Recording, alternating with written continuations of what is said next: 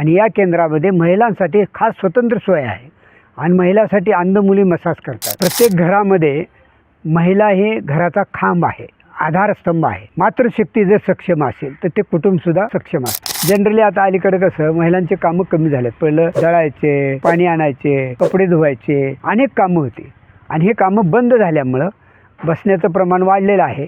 त्यामुळे मग काय दुखतं, कंबर, मान, पाठ हे सगळे आजार होतात। त्यामुळे मग बसून राहिल्यामुळं पचन पण होत नाही आणि पोट बिघडलं की त्यात मग वेगळे आजार सुरू होतात। मग पित्ताचा आजार आहे, गॅस ट्रबल आहे, मूळव्याध आहे, असे नाना प्रकारचे आजार सुरू होतात। जर आजारीच पडायचं नसेल तर आपण बुधडा येथे मानव वेदना मुक्ती केंद्र आहे आणि या केंद्रामध्ये महिलांसाठी खास स्वतंत्र सोय आहे आणि महिलांसाठी अंध मुली मसाज करतात। तर तुम्ही पण या अनुभव घ्या। आजारी पडून दवाखान्याच्या गोळ्या चक्रा मारत राहण्यापेक्षा आयुष्यात गोळीच खायची गरज नाही। कुठल्याही आजाराच्या ताणतणावामधून माणूस मुक्त होऊ शकतो। त्यासाठी या एकदा भेट द्या, आपण अनुभव घ्या, दुसऱ्याला सांगा। धन्यवाद।